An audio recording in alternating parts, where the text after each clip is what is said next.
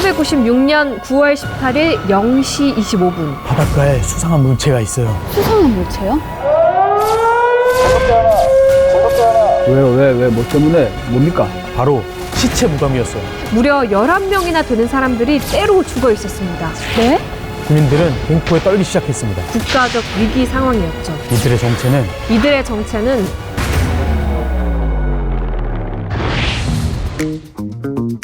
안녕하세요. 스토리텔러 이혜성입니다. 그날 군대 이야기에 오신 것을 환영합니다. 네, 예전 H 황준입니다. 하나 더!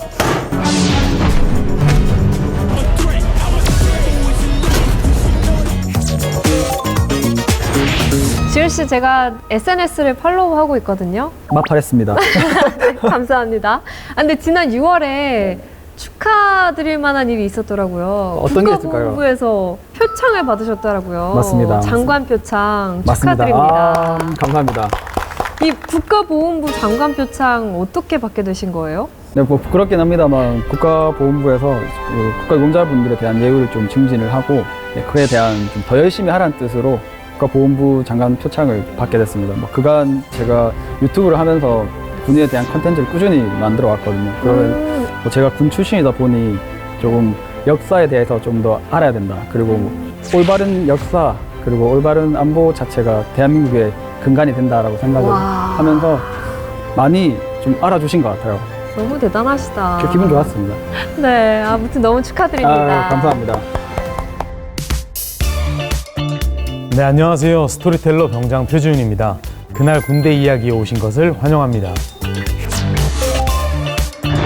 안녕하세요. 배우 김희원입니다. 제 핸드폰 찾아주신 분이구나. 각질 싹! 당근 패드.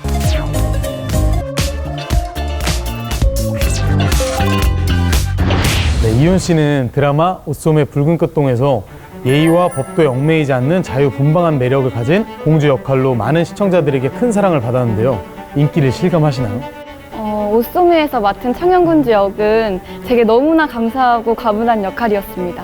데뷔작이라 부족함이 많았을 텐데도 많은 분들이 관심 있게 지켜봐 주셔서 정말 감사하다는 말을 전하고 싶어요. 네, 혹시 앞으로는 어떤 역할에 도전하고 싶으신가요? 병장님이 출연하셨던 호텔 델루나 같이 세계관이 뚜렷한 판타지 장르에 도전하고 싶어요. 앞으로 더 많이 배우고 성장해서 나중에 꼭 병장님과 작품에서 만나고 싶습니다. 아유, 감사합니다. 저도 이훈 씨랑 같이 꼭 연기하고 싶습니다. 지훈 씨, 올해가 정전협정이 체결된 지 70주년이 되는 해예요. 정전협정 이후부터 지금까지 북한군이 몇 차례나 도발을 자행했는지 혹시 기억하시나요? 알죠. 이 나쁜 새끼들이 한 3,000번 이상 도발했죠. 역시 정확하게 기억하고 계시네요. 내가 더 계속 기억할 거다, 북한 놈들아. 내가 또 기억한다. 4,000번 넘으면 너건 내 손에 죽는다. 네. 과거에는 군사 분계선이나 해상을 통해 무장공비를 침투시키는 방식으로 도발을 했다면 최근에는 서해 5도 일대에서 기습 도발과 무인기 침투 같은 새로운 도발을 시도하고 있습니다. 우리나라 군인들이 경계 근무를 절대로 소홀히 할 수 없는 이유이기도 하죠. 그렇죠. 침투 도발의 형태만 달라졌을 뿐 북한군은 여전히 도발을 자행하고 있습니다. 오늘은 1996년 대한민국을 충격에 빠뜨렸던 북한군 침투 도발 사건에 대해 들려드릴게요.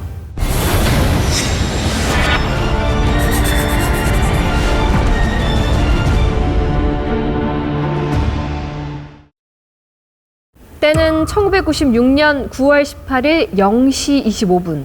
한 남자가 강원도 강동파출소로 다급하게 뛰어들어왔습니다. 왜, 뭐 때문에? 뭡니까? 네, 그 남자는 택시 운전사였습니다. 그는 떨린 목소리로 이렇게 이야기합니다. 바닷가에 수상한 물체가 있어요. 수상한 물체요? 같은 시각 해안 경계병도 바다 한가운데서 같은 물체를 발견했는데요. 너무 캄캄해서 잘 보이지 않았지만 자세히 들여다보니 돌고래같이 생긴 괴물체였습니다. 돌고래? 뭐지? 괴물체의 정체는 바로 북한군 잠수함이었습니다. 진돗개 하나! 아, 깜짝이야! 진돗개 하나! 곧바로 비상사태가 선포됐습니다. 어떡해. 진돗개 하나. 날이 밝자 국군은 잠수함을 수색하기 시작했는데요. 100톤급으로 승조원 10명 정도가 탈 수 있는 크기였어요. 잠수함 내부에는 새카만 잿더미가 가득 쌓여 있었는데요. 북한군이 좌초된 잠수함에 불을 지르고 도망간 거예요. 증거를 없애려고 불을 지르고 도망간 거죠? 네, 국군은 잿더미 속에서 이들의 정체를 알 수 있는 것들을 발견하게 되는데요. 바로 AK 소총과 기관총, 100여 발의 실탄이었습니다. 이 무기들만 봐도 알 수 있죠. 이들의 정체는 바로 무장공비 새끼들. 무기까지 챙겨가지고 작정을 하고 들어온 거네요, 일단. 맞습니다. 이 잠수함 내부를 수색하던 중에 편지 한 장을 발견하는데요. 이렇게 쓰여 있었어요. 장군님의 안녕과 건강을 바라며 조국 통일의 그날을 그려보며 전투원 전원 자폭을 결정합니다. 자폭이요? 그러면 무장공비들 시신은 찾은 건가요? 그래서 수색을 계속 이어갔는데요. 그러던 중에 도로변에서 공비의 발자국이 무더기로 발견됐습니다. 이제 도망간 공비들을 찾아야겠죠. 이때부터 대대적인 수색 작전이 펼쳐집니다. 발자국을 따라 도착한 곳은 강릉 강동면에 있는 청악산이었어요. 이때 항공 정찰을 하던 아군 헬기에 이상한 물체가 포착됐어요. 또 뭐예요? 바로 시체 무덤이었어요. 네? 무려 11명이나 되는 사람들이 때로 죽어 있었습니다. 이게 무슨 상황이에요? 다 죽어있네요, 진짜로. 근데 옷이 다 약간 전투복 느낌은 아니네요. 네. 이들이 그냥 평범한 옷을 입고 있어서 처음에는 민간인인지 공비인지 정체를 알 수가 없었어요. 그런데 이 시체들은 한 가지 공통점이 있었어요. 그게 뭐예요? 하나같이 관자놀이에 총상이 있었어요. 무더기로 있는 10명의 시체는 양손이 묶여 있었고 반대편에 쓰러진 사람은 손에 권총을 쥔 채 죽어 있었어요. 정황상 한 명이 권총으로 10명을 쏘고 마지막에 자살을 한 거네요. 네, 충분히 그렇게 생각할 수 있었죠. 이때 한 남자의 주머니에서 유서가 나왔는데요. 작전에 실패해서 죄송합니다. 조국을 위해 몸 바쳐 떠나겠습니다. 이들의 정체는 공비였습니다. 그럼 작전에 실패한 그냥 무장공비들이 좀 자살을 한 건가요? 과연 그럴까요? 이상한 점이 있었어요. 현장에서 발견된 총에 탄약흔이 없었어요. 탄약흔이 없다. 그게 또 무슨 소리지? 이때까지만 해도 우리 군은 공비에 대한 정보가 거의 없었어요. 잠수함의 크기만 보고 10명 정도가 침투했구나라고 추정할 뿐이었죠. 공비 시체가 11구 발견됐으면 침투한 공비들이 다 죽은 거 아닌가요? 이대로 작전이 끝나는 건가요? 아니요, 이것은 국군을 속이기 위한 북한군의 위장이었습니다. 이 11구의 공비 시체를 발견하고 10분 정도가 지났을 때 아주 결정적인 단서를 얻게 되는데요. 주민의 신고로 무장공비 한 명이 생포된 거예요. 생포된 공비를 통해서 알게 된 사실은 놀랍게도 침투한 공비가 11명이 아닌 무려 26명이라는 거였어요. 26명이요? 그럼 처음부터 작정하고 국군을 속인 거네요? 와, 인마들 나쁜 놈들이네, 진짜로. 청악산에서 죽은 11명은 모두 전투 능력이 없는 잠수함 승조원이었습니다. 잠수함이 좌초되면서 침투 작전에 실패했잖아요. 그래서 도망갈 시간을 벌기 위해서 비전투 인원 11명을 죽이고 모든 인원이 자살한 것처럼 보이게 꾸민 거예요. 강릉 무장공비 침투 사건은 북한이 대남 적화 통일을 달성하기 위해서 수행했던 무력 도발 행위였다, 이렇게 볼 수 있겠습니다. 강릉 지역의 무장공비를 침투함으로 해서 전면전이라든지 차후에 있을 대규모 무력 도발을 대비하는 차원에서 사전 전투 정찰을 위한 활동이었다, 이렇게 볼 수 있겠습니다. 정리를 해보면 공비 26명 중에 11명이 사망을 했고 1명을 생포했잖아요. 그럼 이제 남은 공비는 몇 명이죠? 14명? 14명요. 이 무장공비 14명이 대한민국 땅을 휘젓고 다닌다고 생각을 해보세요. 우리 국민들까지 위험할 수 있는 국가적 위기 상황이었죠. 무슨 수를 써서라도 빨리 잡아야죠. 우리 군은 전군 경계태세를 발령합니다. 이때 국군을 비롯해 예비군, 경찰까지 모두 동원되는데요. 하루 동안 무려 42,000명이 넘는 인원이 투입됐습니다. 하루에 42,000명이요? 정말 많은 인원이 투입됐네요. 전병력은 총격전부터 자수전단 살포의 심리전까지 대대적인 수색 작전을 벌입니다. 9월 19일 오전부터 국군은 빈틈없는 작전을 펼쳤습니다. 특전사 비오 부대는 헬기를 타고 칠성산 정상까지 올라가서 정상부터 산 아래쪽까지 샅샅이 훑으면서 내려오고 있었어요. 그런데 이때 또 왜? 정상을 향해 올라가는 공비 3명이 보였습니다. 비오 부대원들은 일제히 공비를 향해 총을 겨누며 투항을 권유했습니다. 하지만 공비들은 죽을 각오가 되어 있다는 말과 함께 실탄을 장전했어요. 여기까지 올 정도였으면은 죽을 각오를 하고 왔겠죠. 국군과 무장 공비 사이에 아주 치열한 교전이 벌어졌어요. 그 결과 국군이 공비 3명을 사살했습니다. 칠성산에서 3명을 발견하고 현장에서 전부 다 사살한 건가요? 네. 같은 날 국군은 단경골에서 3명, 오이골에서 1명의 무장 공비를 사살했습니다. 이제 남은 공비는 7명입니다. 아 근데 국군이나 주민의 피해는 따로 없었나요? 네, 없었어요. 근데 문제가 있었어요. 26명의 공비 중에서 특수훈련을 받은 침투 요원이 3명이나 있었단 거예요.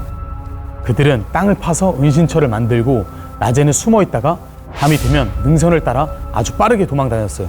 그럼 수색 작전이 더 힘들어질 것 같은데.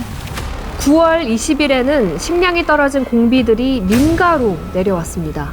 총으로 주민들을 위협하고 식량을 약탈했습니다. 주민들은 공포에 떨기 시작했죠. 9월 21일부터는 국군에서도 희생자가 나오기 시작했는데요. 칠성산 부근에서 공비와 교전을 벌이던 국군 중사가 전사했습니다. 피해가 있을 수밖에 없죠. 안타깝네요. 빨리 잡아야지. 즉각 사살하고. 우리 군수색대가 오늘 무장공비 1명을 추가로 사살했습니다. 전당이 이제 4명으로 줄어들었습니다. 오늘 무장공비 1명이 또 사살됐습니다. 이로써 잠수함을 타고 침투했던 공비 26명 가운데 오늘까지 23명이 소탕됐고 현재 도주하고 있는 공비는 3명으로 줄었습니다. 이제 26명의 공비 중에 특수훈련을 받은 공비 3명만 남았습니다. 이 공비들은 무려 36일 동안 강원도 전역을 누비며 용평 스키장 매점에 들어가 콜라 사이다를 훔쳐서 꺼내 먹기도 하고 오락실에서 잠을 자기도 했어요. 아주 간이 배 밖으로 나왔네요. 작전 49일째 되던 날, 국군은 강원도 연화동에서 매복 중이었는데요. 공비가 월북하지 못하도록 군사분계선 안쪽의 모든 길을 차단했습니다. 이때 공비 2명이 눈에 띄었습니다. 국군이 꼼짝마 움직이면 쏜다라며 실탄을 장전하자 이때 공비가 기가 막힌 짓을 합니다. 태연하게 자신을 3대대 선임하사라며 북한에서 훈련받은 남한 말투로 국군 행세를 했습니다. 연기까지 했다고요? 하지만 국군은 이미 3대대가 떠났다는 것을 알고 있었거든요. 갑자기 총격전이 벌어졌습니다. 국군이 맹렬한 총격을 퍼붓자 공비들은 도망쳤습니다. 아무래도 뭐 특수훈련 받고 그런 공비라서 훈련이 진짜 잘 돼 있어서 처리가 좀 쉽지 않았을 것 같네요. 그 이후에 2차 교전이 벌어지는데요. 이 과정에서 안타깝게도 국군 3명이 전사하고 14명이 부상을 당했습니다. 진짜 너무 화가 나네요. 2차례에 걸친 총격전이 벌어지고 3시간 정도 지났을 때 국군은 숨어있던 공비를 찾아내는데 이때 특전사 장선용 상사가 포복으로 무장 공비에 20m까지 접근했습니다. 20m면 상당히 가까운 거리인데 어떻게 안 걸리고 포복으로 접근을 했지? 목숨을 걸고 공비에게 투항을 권유를 하는데요. 공비들이 투항을 했나요? 아니요, 공비들은 끝까지 저항했습니다. 국군이 무장공비 2명을 사살하면서 강릉 무장공비 소탕 작전은 막을 내렸습니다. 아직 공비 1명 남아있잖아요. 마지막 1명은 실종이 됐는데요. 우리 군은 생존 가능성이 희박하다고 판단을 했습니다. 강릉 무장공비 소탕 작전은 1996년 9월 18일부터 11월 4일까지 무려 49일 동안 지속됐는데요. 130만 명이 넘는 민관 군경의 합동 작전으로 무장공비를 소탕하는 전과를 올렸습니다. 49일 동안 작전이 진행되는 기간 동안에 민관 군경이 지역 내 침투한 적을 일망타진하는 성과를 올렸습니다. 이것은 민관 군경이 혼연일체가 되어서 작전을 수행한 결과라고 생각합니다. 안타깝게도 우리 국민의 희생도 있었습니다. 국군 12명이 전사하고 27명이 부상을 당했고 민간인과 경찰 3명, 예비군 1명이 사망했습니다. 북한군 침투 도발로 국군 장병과 경찰, 심지어 민간인도 안타깝게 희생됐네요. 동해안 후방에 적의 잠수함이 버젓이 침투했다는 사실에 국민들은 공포에 떨어야 했고 북한 정권과 북한군은 언제든지 우리나라의 안보를 위협할 수 있는 적이라는 사실을 다시 한번 깨닫게 되는 사건이었습니다. 아무래도 뭐 우리나라가 언제든 뭐 전쟁이 일어날 수 있는 뭐 휴전 국가니까 또 경각심을 깨워주는 뭐 사건이었네요. 북한은 지금도 수많은 해안포와 방사포, 공격용 헬기, 공기 부양정과 잠수정 같은 침투 장비와 무기를 배치하고 이를 이용한 훈련과 도발 위협을 지속하고 있습니다. 북한군이 지금 이 순간에도 도발할 수 있다는 거잖아요. 대한민국 국민으로서 항상 경각심을 가지고 군 장병분들께 감사하는 마음으로 살아야겠어요. 평화를 원하거든 뭐 전쟁에 대비하라라는 말이 있습니다. 적 위협의 0.1% 가능성에도 대비해야 되지 않나, 네, 그렇게 생각을 합니다. 맞습니다. 아직도 전쟁은 끝나지 않았습니다. 우리의 적, 북한 정권과 북한군이 변하지 않는 한 이 지독한 전쟁은 끝나지 않을 것입니다. 두 눈을 크게 뜨고 안보의 끈을 조이며 저들을 응시해야 하는 이유입니다.